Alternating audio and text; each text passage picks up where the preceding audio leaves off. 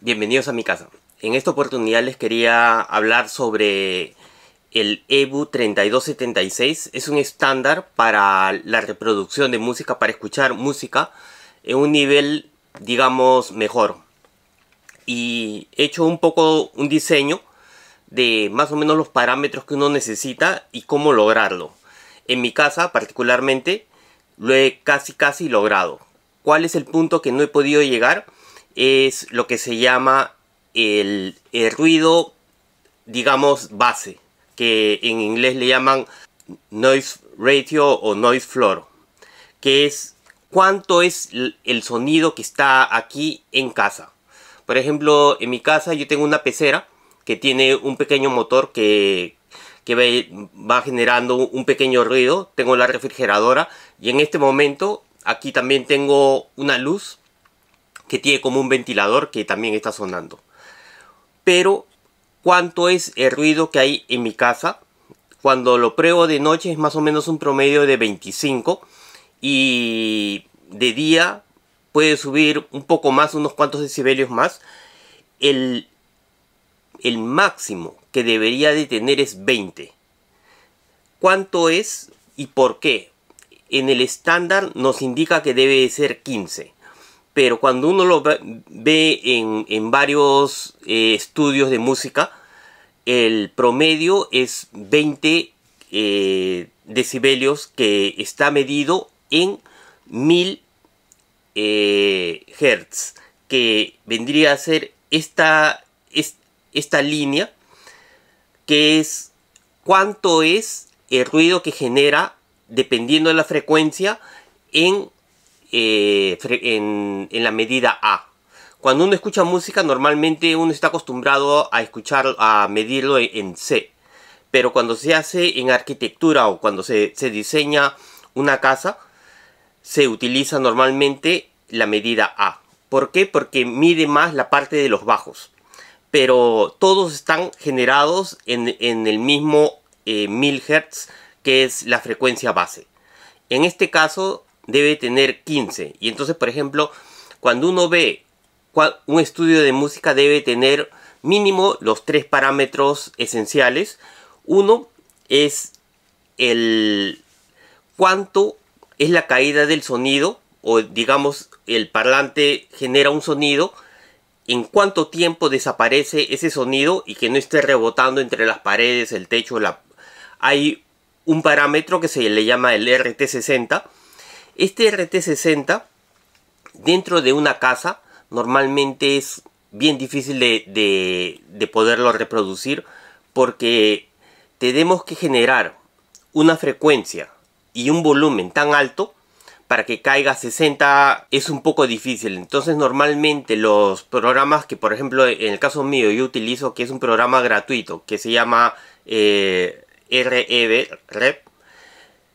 lo hace en 20 o en 30 y después lo multiplica, digamos, hace un parámetro para subirlo a algo que dé la sensación de que fuese 60 y ver más o menos en cuántos segundos es la reverberación o, digamos, el eco que tiene dentro de casa. En el caso mío, yo lo tengo más o menos en 2.7, que vendría a ser, en este caso, tiene entre el 0.05 más menos, ¿no? ¿Qué quiere decir esto? Que, por ejemplo, si yo tuviese aquí 2.7, lo que puedo tener más para hacia arriba o más hacia abajo.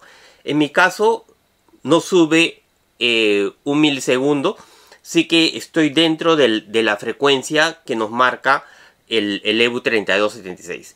Y en el caso de cómo posicionar los parlantes, también en mi casa está más o menos en un promedio de una distancia de 3 metros. ¿Cuánto es lo que nos dice el estándar? Que debe estar de 2 a 4 metros. De 2 a 4 metros, si uno ve los parlantes, las marcas que se vende para el consumo de casas, por ejemplo, en las series profesionales, bueno, en las series de alta gama, vamos a ver que más o menos nos indica que se debe escuchar a 3 metros. Cuando uno compra un parlante, uno tiene que tener en cuenta a cuántos metros el fabricante nos indica, porque las medidas están hechas a 1 metro. Todas las medidas que uno lo ve están hechas a 1 metro, pero no quiere decir de que el fabricante indica que ese parlante se utilice a 1 metro de distancia, sino que si uno ve el manual, normalmente nos va a indicar a cuántos metros se puede o se debería de escuchar ese parlante. En el caso mío, yo lo tengo a 3 metros y más o menos también una separación de 3 metros. Y una de las cosas que también nos indica este estándar es de que en la parte de atrás del parlante y a los lados del parlante debería tener más o menos 1,5 metros de separación hacia las paredes, para no tener un reflejo directo. Una de las cosas que después de haber probado un montón de veces, estos parámetros son normalmente para lo que le llaman broadcaster, que es la reproducción en las radios, pero dentro de casa no quiere decir que uno tiene que cumplir con todos estos parámetros. Esto es más para una serie profesional, pero en el caso mío yo lo he logrado. Solamente, como les indico, es el ruido que tengo dentro de casa. No le he podido bajar hasta, digamos, menos de 20. Pero estoy más o menos, digamos, aproximado al 20. ¿Qué cosa quiere decir?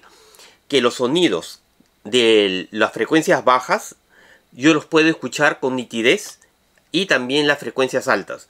Si uno tiene un ruido dentro de casa, digamos de 65, eso quiere decir de que ya los sonidos que están menos de una frecuencia, digamos, baja, no se pueden realmente discernir, escuchar bien. Por eso es importante que hay digamos, unas medidas para cada frecuencia. En el caso, por ejemplo, de 15 quiere decir que está a 1000 Hz, es la medida. Pero no quiere decir de que a 500, a 250, a 125 va a ser lineal, no. Sino que, por ejemplo, a 65, a 31 Hz va a tener un ruido de 65. Por eso no quiere decir de que estos decibelios que uno puede medirlo tiene que ser exactamente en cada frecuencia. Durante los videos próximos les voy a explicar un poquito más cómo es que he logrado hacer esto, pero una de las cosas que les quiero decir es de que he probado los paneles acústicos y no he tenido buenos resultados. ¿Qué cosa es lo principal? Es controlar la parte de los graves, de los bajos. Si uno controla la parte de los graves, esto es como si fuese unos armónicos, digamos, unas repeticiones, que el problema que uno tiene entre, digamos, 15 a 30, 50 Hz, estos se van a repetir durante todas las frecuencias siguientes. Y entonces lo que uno tiene que tener en cuenta es cómo controlar esto. En los siguientes videos se los voy a ir explicando cómo he puesto el subwoofer, cómo he mejorado las paredes, todo para poder indicar estos parámetros y después mostrárselos a ustedes cómo los he logrado. Nos vemos en el siguiente video. Chao, gracias.